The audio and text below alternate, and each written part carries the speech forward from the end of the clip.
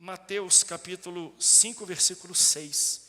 Eu quero primeiro trabalhar o conceito de fome e sede, e depois eu quero aplicar esse conceito a uma passagem bíblica muito conhecida, que é a da multiplicação dos pães e dos peixes, onde tinha muita gente com fome e com sede, e Jesus teve que fazer algo sobrenatural para poder encher, preencher e saciar quem tinha fome e sede, porque o texto diz: bem-aventurado é quem tem fome e sede de justiça, porque eles serão fartos.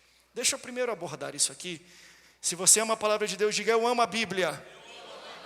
Eu não vou ler todo o outro texto, porque eu preciso gravar alguns conceitos desse texto na sua memória. Primeiro, quando Jesus diz isso, o fato da gente ser saciado, cheio, preenchido, está condicionado ao tamanho da nossa fome e da nossa sede. Jesus não diz: bem-aventurado é quem prega bem, abençoado é quem canta bem. Eu vou preencher, eu vou encher ainda mais quem é um bom pastor, quem está à frente de uma grande igreja. Desempenho, capacidade e habilidade não é uma condicional para você ser cheio daquilo que Deus quer te encher. Então, primeiro a gente vai ter que aprender a entender que Ele vai encher a gente na dimensão da nossa sede e da nossa fome. Para você ser cheio daquilo que Deus tem na sua vida, basta você ter sede e você ter fome. Não é você ser um grande pregador, um grande cantor, um grande músico, uma pessoa muito proeminente na igreja e no ministério. Não, e é isso que Deus coloca como condicional, ou Jesus aponta como condicional para poder te encher, te preencher e te saciar. E eu não sei você, mas eu, nessa noite, vim para ser cheio, vim para ser preenchido. Eu quero sair daqui saciado por aquilo que o Espírito Santo tem na minha vida. Porém, Ele não vai me encher na medida da minha pregação. Ele não vai me encher na medida da minha eloquência. Ele não vai me encher na medida do meu diploma, do meu conhecimento, da minha conta bancária. Ele vai me encher na dimensão e na medida da minha fome. Então, se você quer ser cheio, basta você ter fome. Por que isso é importante? Porque a fome e a sede, que é um gatilho, fome e sede que provocam as capacidades, habilidades e talentos, e não o contrário. Vou dar 2 exemplos para você entender isso, e depois vou partir para o texto principal. Se eu pedir para você, daqui a uma semana, você fazer um pix na minha conta de R$300 mil, tem alguém que tem? Se tiver, passando depois ali na tesouraria. Se eu falar para você, você tem uma semana para levantar R$300 mil, você consegue? Pastor, eu consigo não, pastor. A não ser que você tenha, né, R$795 mil e 304 centavos na sua... 304 centavos não existe, né? E 34 centavos na sua conta. Eu não tenho isso, ninguém tem isso. E se eu pedir para você levantar R$300 mil em uma semana, você vai falar assim: pastor, é impossível. Por quê? Porque é muito dinheiro, o desafio é muito grande. Ok. Agora deixa eu colocar para você uma condição. Você tem um filho, e ele está doente, e a doença dele é terminal e rara. E a única coisa que vai curar o seu filho é uma injeção, é um remédio que custa R$300 mil. Você consegue levantar R$300 mil em uma semana? Pastor, eu vendo até a minha sogra. Pastor, eu roubo até o banco em nome de Jesus, né? Tem gente que fala assim: pastor, eu vendo meu carro, eu vendo a minha casa, eu vou para a rua vender balinha, eu vou pedir no sinal se for necessário. Então calma aí. Antes você disse que não conseguia levantar R$300 mil. Agora eu coloquei uma condicional que criou em você uma vontade, uma sede, uma fome, que você fala: pastor, nem que eu tenha que pedir, nem que eu tenha que dar o meu jeito, cortar grama, bater de porta em porta, pedir dinheiro no meio da rua, eu faço isso porque eu vou levantar R$300 mil, porque eu preciso trazer esse remédio, essa injeção para o meu filho. Então você percebeu? Você consegue levantar o dinheiro. Qual é a diferença entre não conseguir e conseguir? Fome. Eu falei algo que causou em você fome. Não existe desafio grande o bastante para quem tem fome. Não existe valor alto bastante para quem tem fome. O problema da gente não conseguir conquistar as coisas que Deus quer que nós conquistemos como pessoa, como família, como chefe de família, como igreja, não está conquistando. Pastor, mas é muito caro o terreno. Pastor, mas é muito grande o desafio. A questão não é o tamanho do desafio, é o tamanho da tua fome. Porque se você tiver fome para fazer, Deus vai te preencher. Deus vai te saciar. Segundo exemplo, o leão, rei da selva, o animal mais temido da cadeia alimentar terrestre. Por que ele é temido? Porque ele é rápido, ele é ágil. Porque ele caça muito bem, porque a sua mordida parte a presa no meio. Porque ele tem saltos longos, porque ele anda em bandos. Então, o leão, ele tem todas as características e habilidades que o fazem o rei da selva. Porém, se o leão não está com fome, ele não coloca o faro dele para o trabalho. Ele não avança em ninguém, ele não persegue ninguém, ele não morde ninguém, ele não salta em ninguém. Então você entende? Por que o leão não coloca habilidades em prática? Porque lhe falta fome. Você já tem o Espírito Santo. Você já tem todas as ferramentas. Deus já te deu do alto poder para você conquistar e fazer qualquer coisa aqui na terra, pastor. Por que a igreja então não consegue dar passos para conquistar alvos que Deus determinou? Não é por falta de equipamento, de poder, de espírito, é por falta de fome. Está na hora da igreja criar fome. Porque é a fome que vai fazer a igreja colocar em prática aquilo que ela já tem. A habilidade já está no leão, a mordida, a velocidade, um instinto já está inato, colocado nele, assim como o Espírito Santo está colocado na igreja. Só que a igreja não coloca em prática aquilo que o Espírito Santo lhe confere se ela não tem fome. Você está entendendo a importância da fome para uma igreja?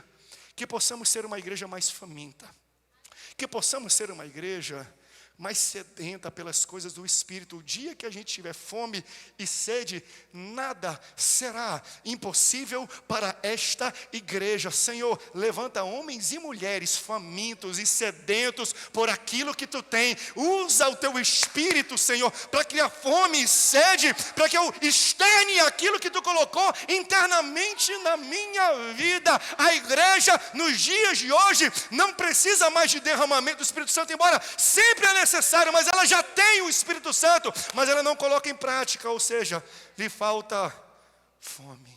Se tu tem uma grande fome, Deus vai dar um grande espírito, uma grande vontade, grandes ferramentas, grandes qualidades, habilidades e capacidades para você. E vamos ver como é que Deus sacia quem tem fome, porque Ele sempre vai te preencher na dimensão da tua fome. Independente do tamanho dessa fome, a gente vai ter que aprender algumas lições sobre fome. Como é que o nosso Senhor Jesus resolve o nosso problema da fome? Vamos ver alguns ensinamentos e passos simples, pregação simples, mas prática, para a gente entender o que nós precisamos fazer para ser cheios de Jesus quando nós estamos sedentos e famintos. João capítulo 6, versículo 1. Leia comigo esse texto, por favor. Olha o que o texto fala. João 6, versículo 1 diz: depois disso, partiu Jesus para o outro lado do mar da Galileia, que é o de Tiberíades, e grande multidão o seguia, porque via os sinais que operava sobre os enfermos. E Jesus subiu ao monte e assentou-se ali com seus discípulos, e a Páscoa, a festa dos judeus, estava próxima. Então, Jesus, levantando os olhos e vendo uma grande multidão que vinha ter com ele, disse a Filipe: Filipe, onde compraremos pão para estes comerem? O povo está com fome, quer comer. Mas Jesus dizia isso para experimentar, porque ele bem sabia o que havia de fazer. Filipe respondeu: 200 dinheiros de pão não lhes bastarão para que cada um deles tome um pouco. Em um dos seus discípulos, André, quando o André aparece, ele sempre resolve. Irmão de Simão Pedro, disse-lhe: está aqui um rapaz que tem 5 pães de cevada e 2 peixes. Podia parar aí, né, André? Mas André estragou. Mas o que é isso para tamanha multidão? E disse Jesus: mandai assentar os homens. Havia muita relva naquele lugar. Assentaram-se, pois, os homens em número de quase 5.000. E Jesus tomou os pães e, havendo dado graças, repartiu entre os discípulos. E os discípulos, pelos que estavam assentados, e igualmente também os peixes, quanto eles queriam. Pode comer, self-service. E quando estavam saciados, disse aos seus discípulos: recolhei os pedaços que sobraram, para que nada se perca. Recolheram, pois, e encheram 12 cestos de pedaços dos 5 pães de cevada que sobraram aos que haviam comido. Vendo, pois, aqueles homens o milagre que Jesus tinha feito, diziam: este é verdadeiramente o profeta que devia vir ao mundo. Quantos podem dar glória a Deus pelos milagres? Quantos podem dar glória a Deus? Porque Jesus sempre vai te encher na medida da tua fome. Mas aqui começa com algumas coisas interessantes. Esse processo de sermos cheios passa por alguns testes, algumas fases, alguns níveis. O versículo 5 fala assim: e Jesus, levantando os olhos, vendo uma grande multidão que vinha ter com ele, disse a Filipe: onde compraremos pão? Ele vê que o povo está faminto, ele vê que existe uma grande multidão, mas ele questiona um discípulo: Filipe, o que tu vai fazer para alimentar esse povo? Filipe, onde é que tem um restaurante para a gente botar esse povo para comer? Porque o povo está com fome. Jesus troca um pouco dos papéis. Sendo Jesus o mestre, sendo ele um homem que faz milagres, prodígios e maravilhas, não é Jesus que questiona a gente, é a gente que pede para Jesus.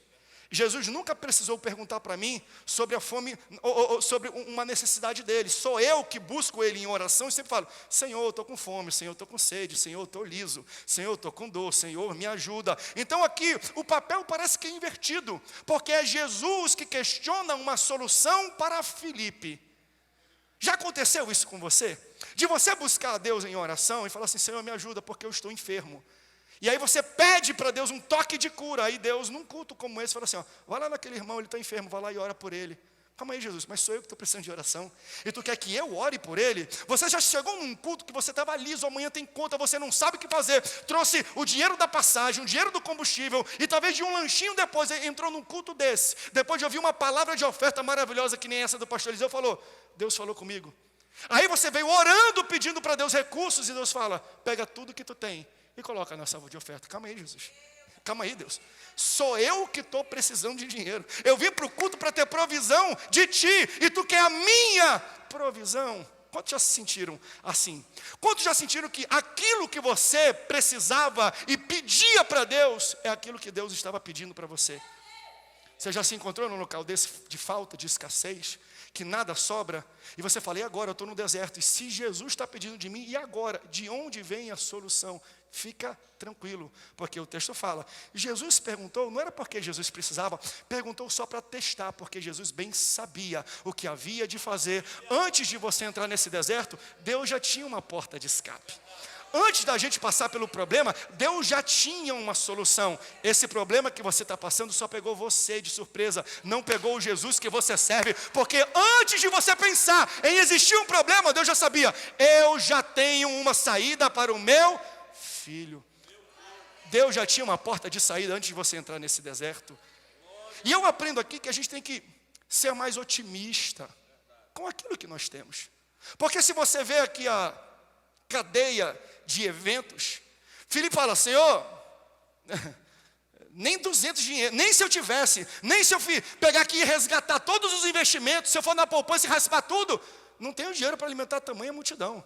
Temos até algum dinheiro, mas o dinheiro que a gente tem é muito pequeno. Aí vem André, eu pensando que André ia resolver todos os problemas. Aí André vem com uma aparente solução. André fala assim: Senhor, está aqui uma solução. Um menino com 5 pães e 2 peixes. E parece que enquanto ele falava a quantidade de alimento do menino, ele ia perdendo a força, ia perdendo a crença que Jesus podia fazer. Senhor, está aqui. Mas o que é isso para tamanha multidão? Como é que pode ele apresentar uma solução e ele mesmo que detona a solução? Veja, não foi o Filipe, não, que é o irmão dele. Não foram outros, o irmão meu, né? Você está entendendo mais ou menos, né? Não foram os outros discípulos que detonaram a solução de André. Foi o próprio André que apresentou: Senhor, está aqui. Mas Senhor, essa solução é muito pequena. Isso aqui não é satisfatório. Senhor, isso aqui é insignificante. E aqui existe uma lição grandiosa: não desmereça o que você tem, mesmo sendo pouco. Não desmereça o que você tem, mesmo sendo insignificante, porque Jesus é profissional em usar coisas pequenas e transformá-las em coisas grandes. Na verdade, a glória de Jesus vem mais, ele se glorifica e é exaltado mais quando ele usa coisas pequenas e insignificantes para alimentar grandes multidões, porque se tivesse dinheiro na tua conta, a glória ia ser para você, mas quando não tinha nada, só 5 pães e 2 peixes, ele fala, não se preocupa não, porque eu gosto de usar coisas pequenas para fazer coisas grandes. Eu tenho que aprender isso e você também. Deus não quer usar a coisa grande que tem na tua vida, ele quer usar aquilo que você chama de insignificante. Deixa eu profetizar para alguma mãe com algum pai aqui. Sabe aquele filho que tu fala não vai dar em nada, é insignificante? Deus quer usar ele, e ele vai ser um grande pregador da palavra, porque Deus gosta de usar e mudar e ressignificar aquilo que é pequeno, aquilo que ninguém dá valor. Pega o que você acha que não vai dar em nada e coloca na mão de Jesus para você ver. Ah, não. Pega o que é insignificante e fala, Senhor, está aqui tudo que eu tenho, eu entrego diante de Ti. Então não olha com desprezo não, André olhou com desprezo. Sabe o que Jesus usou? Aquilo que todos desprezaram. Eu posso profetizar isso no meio desse deserto? Deus já está enviando alguém com 5 pães e 2 peixes para ir ao teu caminho. Deus está providenciando alguém para suprir a tua necessidade. E quando chegar, não olha de cara feia. Não, você não está entendendo. Lembra aquela moça que trabalhava na casa de Naamã? Uma menina, uma serva, uma escrava. Seu Naamã, se você fosse na minha terra, você vai conhecer alguém chamado profeta. E lá o que o profeta fala, acontece. Da boca de uma menina insignificante, saiu a cura de Naamã. Quem sabe Deus quer usar alguém que você acha que é pequeno, alguém que você acha que não tem valor nenhum, da boca dele, do bolso dele. Ah não, da vida dele vai sair aquilo que vai te alimentar, aquilo que vai abrir uma porta para você, aquilo que vai transformar e saciar a tua fome. Então, reconheça, mesmo sendo pequeno, tem potencial para fazer um estrago grande. Eu vou repetir isso. Tem alguma coisa na sua vida que você está falando, não, isso aqui não vai dar em nada. Deus quer usar isso. Porque ele chega com um monte de gente. O que você tem? Moisés, o que você tem? Senhor, eu tenho um cajado, aponta que eu vou abrir o mar. José, o que tu tem? Eu tenho um sonho, então eu vou usar esse sonho, tu vai se tornar governador. Sansão, 1000 homens estão indo na tua direção. O que você tem? Senhor, deixa eu ver aqui, uma queixada de jumenta fresca. Eu vou usar essa queixada e eu vou usar isso para matar 1000 homens. Mulher viúva, o que você tem? Senhor, não tenho quase nada. Só tenho um pouco de farinha na panela, um pouquinho de azeite na botija. Então usa isso, porque nunca mais vai faltar farinha na tua casa. E nunca mais vai acabar o azeite na tua botija. Deus quer usar coisas pequenas para fazer o maior milagre da tua vida. Tem alguém que recebe isso? Deus quer multiplicar o que você tem. Aleluia, eu sinto a presença do Senhor nessa palavra. São nas coisas pequenas, gente. Nas coisas pequenas. Apresenta para o Senhor nessa noite aquilo que você não dava valor. Deus quer usar isso. Só que Deus tem uma metodologia. Deus não faz de qualquer jeito. Porque Ele trouxe, era pouco era, mas aí o Senhor fala, ei, versículo 10, disse o Senhor, mandai assentar os homens. E havia muita relva naquele lugar. Assentaram-se, pois, os homens em número de quase 5.000.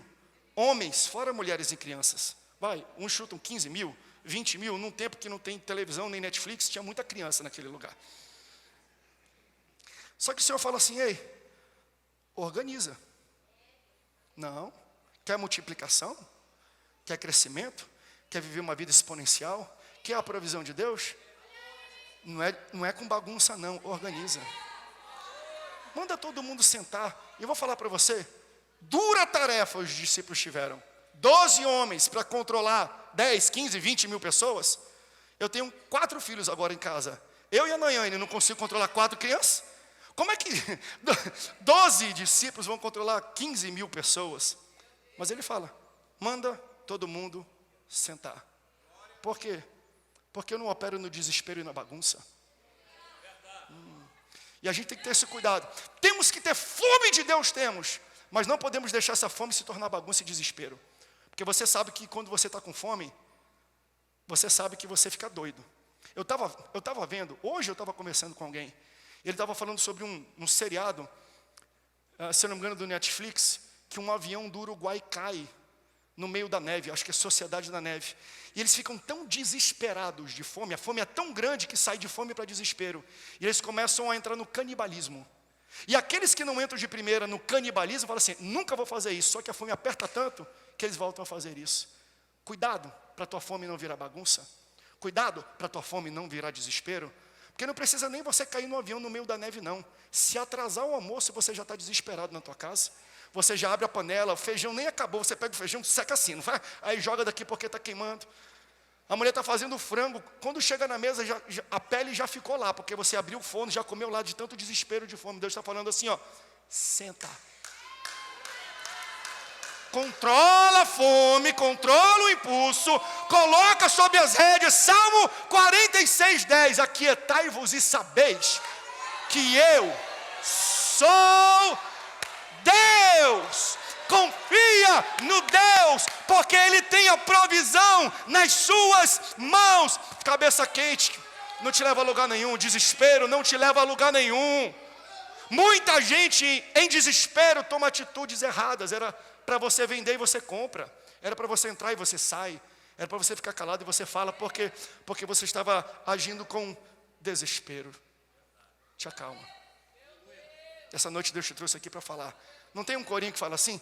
É meu, somente meu, todo trabalho. Quem sabe? E o teu trabalho é... Me ajuda mais uma vez, é teu. É meu, somente meu, todo trabalho. E o teu trabalho. Descansa. Veja. O problema não é onde você está, é com quem você está. Eu prefiro estar no deserto com Jesus do que no palácio sem Ele. Eu prefiro passar necessidade com Jesus do que ter abundância sem Ele. Eu preciso passar necessidade, eu preciso não ter dinheiro. Prefiro não ter dinheiro com Jesus do que ser milionário sem Ele. Porque eu sei que quando eu precisar Ele vai me prover. Não só no dinheiro, mas em todas as minhas necessidades. E nessa noite Ele está falando isso. Acalma, porque aquilo que está na minha mão vai ser multiplicado. E daqui a pouco vai chegar na tua. Acalma, você já entregou para Deus essa ansiedade. Ele fala, coloca sobre mim, entrega a mim toda a tua ansiedade, todas as tuas petições, apresenta para mim. Você já apresentou para Jesus? Então senta e acalma, porque aquilo que está na mão de Jesus vai ser multiplicado. E depois de ser multiplicado, Ele vai colocar na mão de alguém, e essa pessoa Ele vai certificar que chegue na sua mão. E aqui tem uma lição extraordinária para nós que às vezes passamos por fome, por sede, por escassez, por falta, e a gente fica desesperado. Pastor, como é que eu faço? Qual é a postura para que Deus veja, para que Deus me abençoe? A mesma postura que Jesus. Porque tem, 15 mil pessoas, mas eu vou ser fidedigno ao texto, 5 mil homens, fora mulheres e crianças. E Ele tem 5 pães e 2 peixes. Jesus faz algo absurdo.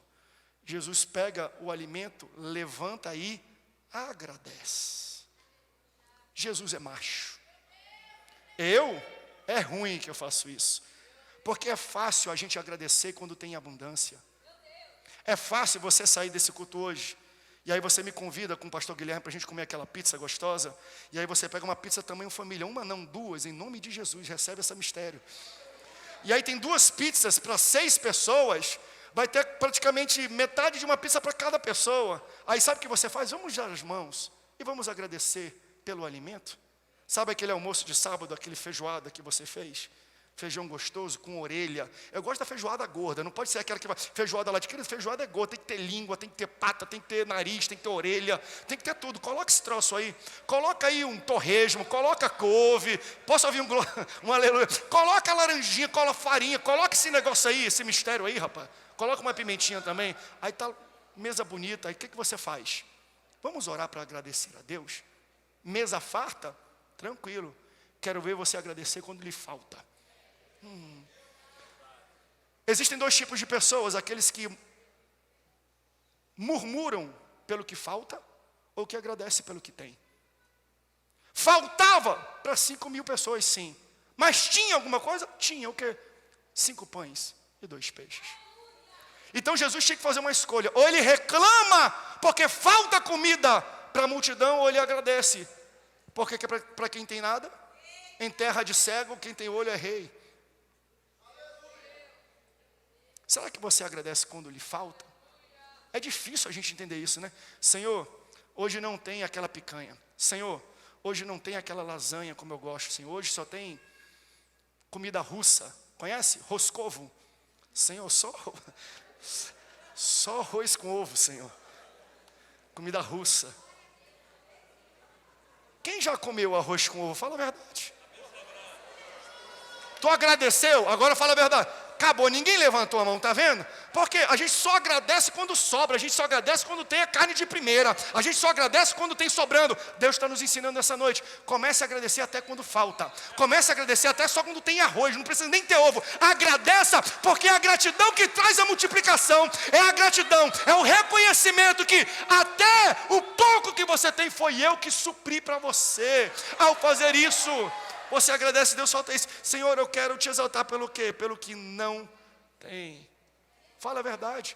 Porque sempre vai ter alguém para reclamar, até do que é bom. Por exemplo, você que é solteiro está reclamando: Senhor, tu não me dá uma esposa, aproveita. Está cheio de gente casada.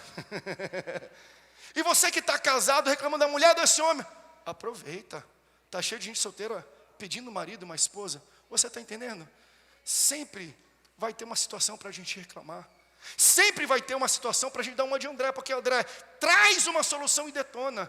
Senhor, abençoa o meu casamento, porque aquele homem não presta. Calma aí, tu quer que Deus abençoe, mas ele não presta? Senhor, muda a minha casa, aqueles meus filhos, não vale nada, não vai dar em nada na vida. Meu irmão, começa a abrir a tua boca para agradecer.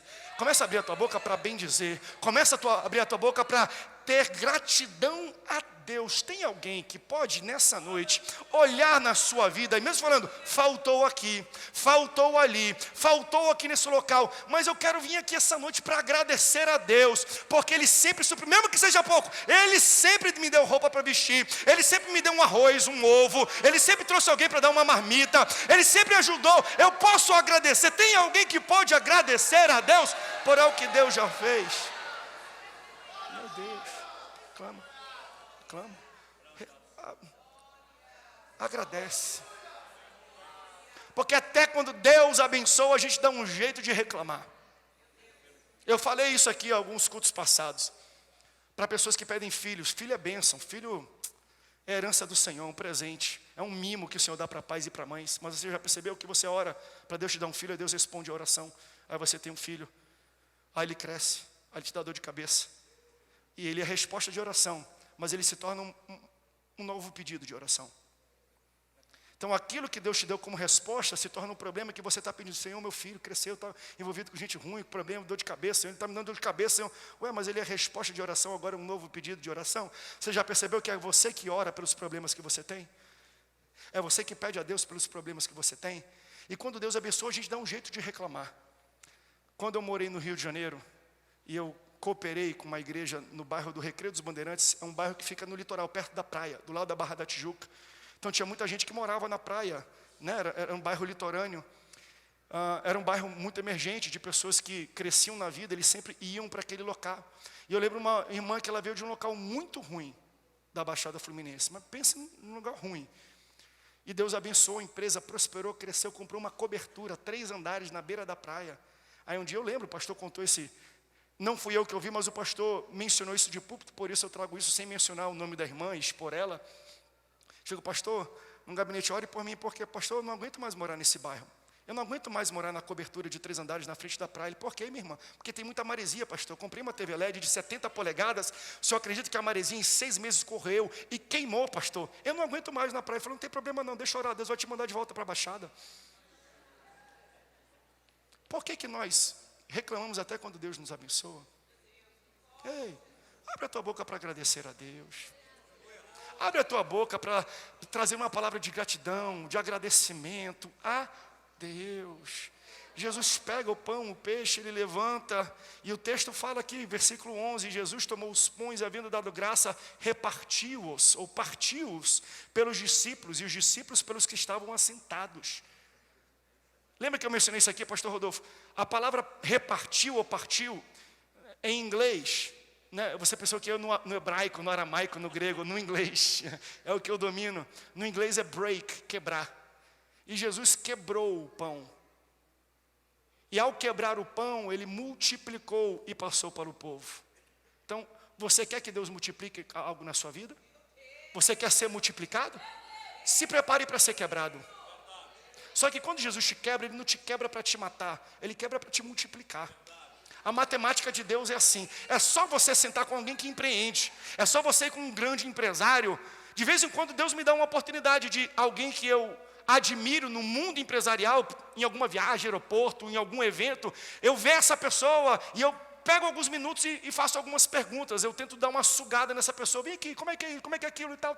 Aí uma vez, um desses, a gente na fila do aeroporto, esperando o embarque em pé, e eu cheguei do lado, com licença, eu gosto muito, lhe admiro, gosto do seu trabalho empresarial, dos seus livros, tal, e eu comecei a perguntar, vem aqui, qual foi a parte mais difícil na tua trajetória? Eu gosto de falar, eu falo para as pessoas, a gente aprende mais com a falência do que com o sucesso, tá? Então, quando você pega alguém que admira, por exemplo, um grande pastor fala, pastor, qual foi o maior perrengue que tu passou no teu ministério? Você vai aprender mais do que com o sucesso dele. Eu cheguei, vem aqui, me fala um pouco, como é que foi? Ele falou, rapaz, tá pronto para ouvir? Aí ele falou assim, eu comecei a empreender com 17 anos. E aí com 19 eu tinha uma empresa de 19 funcionários. E aí quando chegou nesse tamanho, eu quebrei. Aí abri uma outra, 3 anos depois ela quebrou. E abri uma outra, 3 anos depois ela quebrou. E abri outra, 6 anos depois ela quebrou. E aí abri outra que quebrou, abri outra que quebrou, abri outra que quebrou. E essa aqui deu certo, cresceu, agora é uma multinacional.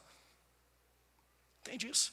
Ele cresceu, mas o processo do crescimento, ele quebrou aqui, quebrou ali, quebrou ali, quebrou ali, quebrou ali, quebrou ali. E você perguntando, Senhor, tu está me quebrando, Senhor, tu está acabando comigo? Não, Deus está te multiplicando, porque Jesus, antes de multiplicar, ele vai quebrar. E quando Jesus quebra, ele não divide. Quando Jesus quebra, ele não diminui. Jesus quebra para te multiplicar. Tem alguém que está sendo quebrado aqui nessa noite? Deus manda te dizer, você está pronto para ser multiplicado. Porque na área que ele te quebra, ele te multiplica. Eu vou falar para você, as pessoas que foram mais usadas na minha vida ou em algum ministério, foram pessoas que foram quebradas naquela área. Verdade. Quem nunca teve um problema no ministério, dificilmente esse cara pode te dar conselhos.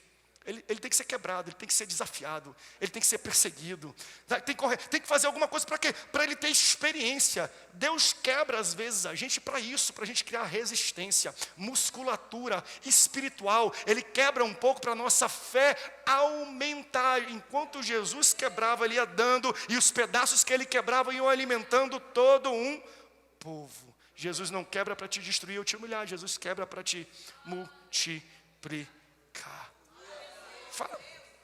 Eu sei que é sensível isso, mas está aqui, o pastor Guilherme até conhece a história melhor do que eu sempre falo muito da história da Assembleia de Deus. A Assembleia de Deus saiu de um histórico, de uma reunião de igrejas, e ele falou assim, eu vou quebrar isso aqui. Era um corpo só, era uma instituição, era uma denominação só. Ele falou assim, mas para crescer como eu quero, para multiplicar como eu quero, eu preciso quebrar. Da igreja batista, que pastor, foi rebelião, foi divisão. Foi não, eu já falei isso aqui, não sei, eu falo mais no domingo. Foi parto induzido. Parto induzido é, quando o feto está na barriga da mãe, eu entendo de gravidez. A Nayane teve com 40 semanas, é de 39 para 40 que geralmente vem o parto normal. A da Nayane não foi induzido, mas foi uma cesárea, é quase que isso. Já que o bebê não nasceu por condições naturais, fizeram uma cisão, abriram e tiraram o bebê lá de dentro. Mas quando não querem usar esse tipo de procedimento, e a mãe passa, chega a 41, 42, 43 semanas e a criança não sai, o que o médico faz? Ele pega uma injeção de ocitocina e ele injeta uma substância no corpo da mãe. E essa substância vai forçar o corpo da mãe a expulsar. Essa é a palavra técnica. Ele rejeita e expulsa o corpo interno, por quê? Porque o feto que já está lá dentro já está formado, já está maduro. E se ele passar muito do tempo sendo formado e maduro, ele morre, infecciona e mata a mãe que está o gerando. Pastor, foi rebeldia, Assembleia de Deus? Não, parto induzido. Porque quando Deus olhou para dentro daquela reunião lá, que Daniel Berg, o Navim, estava ajudando no porão da Igreja Batista, lá na Praça Batista Campos, que o senhor está na Praça Batista, também na Batista Campos, ali perto. Quando ele viu aquilo, ele falou assim, já está grande esse feto. Já está maduro esse feto. Eu vou dar uma injeção, não de ocitocina, eu vou dar uma injeção de Espírito Santo, de poder. Eu vou dar uma injeção de virtude, porque eu preciso tirar esse feto dali de dentro. Senão a Igreja Batista não seria a bênção e potência que é hoje, e nem a Assembleia de Deus. Se não fosse um Jesus, se não fosse um Deus para quebrar e multiplicar, para fazer um parto induzido, para que aquele feto pudesse crescer. E hoje ele é a Assembleia de Deus, se tornou maior do que a sua mãe. Entende? Até na igreja às vezes. Mas pastor, como é que a gente olha para trás da história e vê isso? É difícil a gente interpretar enquanto está vivendo. Eu sempre falo isso, a vida é para ser vivida olhando para frente, mas só vai ser entendida olhando para trás. Hoje a gente olha 113 anos depois, a gente fala, não foi divisão, não foi rebeldia, foi parto induzido. Foi Jesus falando, eu quero multiplicar. E ele estava onde? Em Belém, na casa do pão. Ai meu Deus, o Espírito está colocando. E na casa do pão, ele pega o pão, ele multiplica, ele fala, esse pão não vai ficar só aqui. Esse pão vai se espalhar por todo o Brasil. Esse pão vai se espalhar por todo o mundo. Só para você ter uma ideia, hoje, a Assembleia de Deus no Brasil, porque no Paraguai, na Bolívia, saiu de missionários que saíram aqui do Brasil, lá do norte, mas só no Brasil. O número de assembleanos é 3 vezes a população da Suécia, o país onde os fundadores missionários vieram. Por quê? Porque quando Jesus quer crescer, ele quebra. Tem alguém que está pronto para ser quebrado aqui essa noite? Sobe aqui, louvor, sobe aqui, senão eu vou pregar até amanhã. Tem 4 minutos ali naquele... Rapaz, esse pessoal da mídia tem que orar por eles, tá? Os midianitas ali ficam botando o horário. Aí Jesus fala assim, ó. E Jesus tomou os pães, havendo dado graças, repartiu-os pelos discípulos. Dos discípulos, eles passavam por que estavam assentados. Igualmente também os peixes, quanto eles queriam. Então, entenda isso. A ordem é essa. Das mãos de Jesus para os discípulos e dos discípulos para o povo. Não foi direto da mão de Jesus para o povo. Da mão de Jesus para os discípulos e dos discípulos para o povo. Isso é bom. Porque isso... Ainda mais num ambiente cheio como esse. O pão e o peixe que você precisa, Deus vai usar alguém. Quem sabe essa pessoa está do teu lado. Deus usa pessoas para abençoar pessoas. Quando e foi falado aqui de Malaquias, trazei todo dízimo à casa do tesouro para que haja mantimentos na minha casa. E eu abrirei as janelas do céu. Sabia que janela do céu são pessoas? Assim como porta do inferno.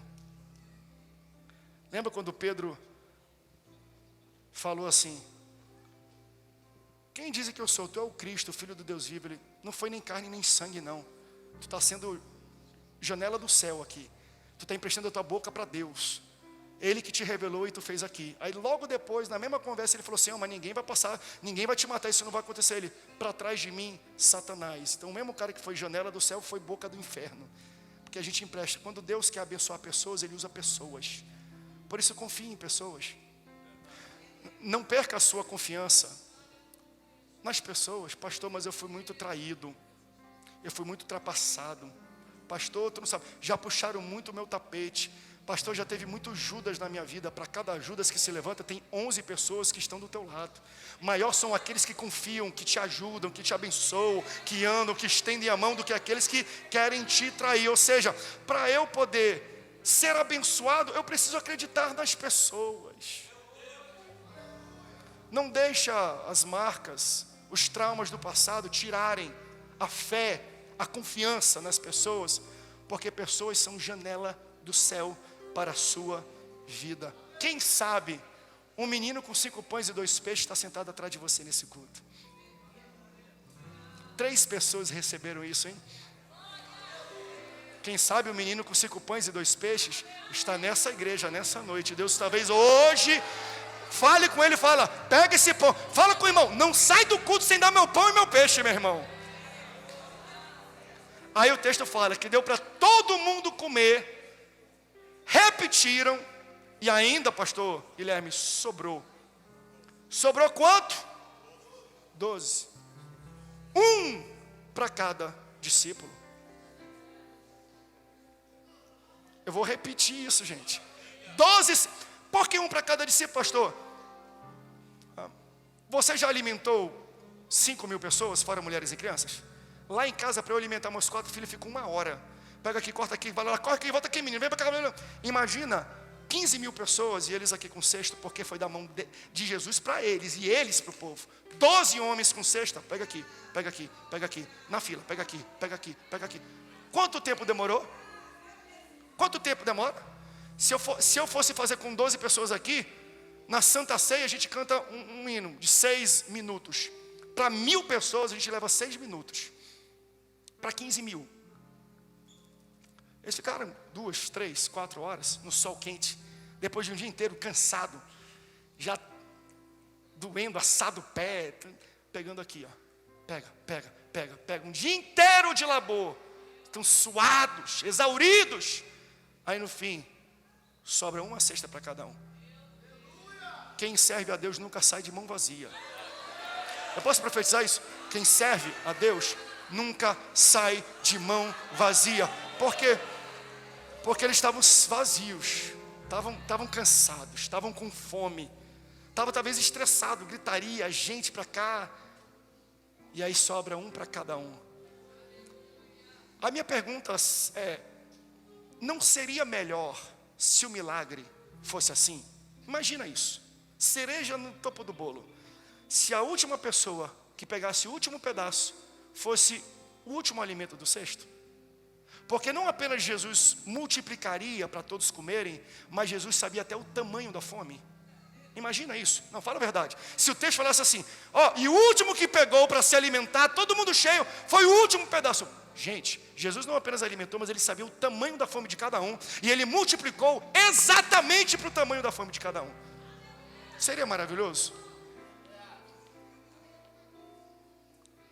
Mas quando eu leio, bem-aventurado é quem tem sede e fome, porque serão cheios, saciados. Outros textos vão nos dizer, quando ele enche, não é só no topo não, é uma medida recalcada, é uma medida sacudida, e por último, uma medida, ou seja, a tua capacidade de receber nunca vai ser maior da capacidade de Deus te abençoar.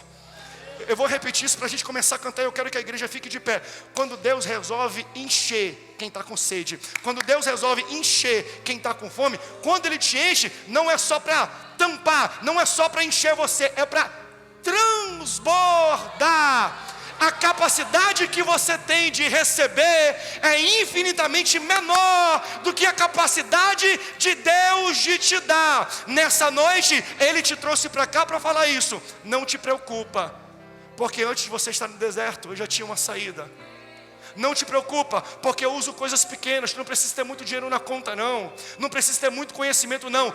O que tu tem pequeno, que já está na tua mão, eu vou usar isso, mas eu não uso no meio da bagunça. Aquietai-vos e sabeis, eu sou Deus, eu estou no controle de toda a situação. Eu vou usar alguém que vai até você, trazendo uma provisão. Então seja grato com o que você tem, porque quando você é grato e agradece a Deus, mesmo quando não tem o bastante, mesmo quando tem um pequenininho, Deus multiplica. E talvez você está no estágio de ser quebrado, Deus está te quebrando para te multiplicar. E quando você comer, Deus manda dizer, vai sobrar. Vai sobrar. Vai sobrar. A medida de Deus é uma medida transbordante. E quem sabe isso é para criar uma fé para um próximo episódio. Porque depois você vai em casa, eu vou terminar por aqui, senão eu vou embora, eu já estourei aqui 10 minutos. O que acontece depois? Ele sobrou e o que Jesus fala? Vai para o outro lado, vamos atravessar. Vai para o outro lado, eu vou orar, vocês atravessam para o outro lado do mar e a gente se encontra amanhã. Sobrou um para cada um. Ele fala assim, recolham, para que não falte. Logo, o meu pensamento é, eles pegaram o que sobrou e levaram com eles. Ué, Se é para eles recolher para não sobrar, o povo já estava cheio, eu vou levar comigo, eu vou botar dentro do barco. Entra no barco e atravessa. Jesus vai orar. Quando chega no meio da noite, uma tempestade se levanta. Eles pensam que vão morrer. Eles ficam desesperados. Gente, isso aqui não é bíblico, isso aqui é um pensamento, uma aplicação do seu pastor. Uma poesia. Não sou muito disso, mas me veio isso. Porque se depois eles vão enfrentar uma tempestade que fala, isso aqui vai me matar. Já pensou se eles olham para o lado e eles olham para o cesto? Você entende isso? Você está enfrentando algo que agora, aquilo que você vê, você fala, isso aqui vai acabar comigo. Aí você olha para o lado e fala, aquele cesto da multiplicação, era 5 pães e 2 peixes, e deu de comer para mais de 15 mil pessoas. Você já tem uma ficha corrida com Deus. Deus já fez coisa maior na tua vida para você se desesperar agora. Essa tempestade não vai te matar não. Por quê? Porque Deus já fez multiplicação maior. Deus já fez intervenção maior. Deus já fez milagre maior. O que Deus já fez no teu passado serve como testemunho de fé para aquilo que você vai enfrentar na sua frente. Não desespere no meio dessa tempestade, porque aquele que multiplica pão e peixe, aquele que pega 5 pães, 2 peixes e alimenta 15 mil pessoas, não pode acalmar o mar, não pode falar para o vento, aquieta-te. O que você está enfrentando hoje, se você acha que acaba com você, olha para o cesto de pão e de peixe que sobrou. Tem alguém que tem alguma sobra de milagre, de testemunho? Tem alguém que já viveu algo tão extraordinário que aquilo que você viveu não serviu? Não, isso aqui eu vou carregar para o resto da minha vida. A gente fala, esse testemunho eu carrego para o resto da minha vida. O que é isso? É um cesto de pão e de peixe que sobrou de um milagre extraordinário, para quando você enfrentar uma próxima batalha, você falar, isso aqui não vai acabar comigo não. Por quê? Porque o meu Deus já fez coisa maior na minha vida.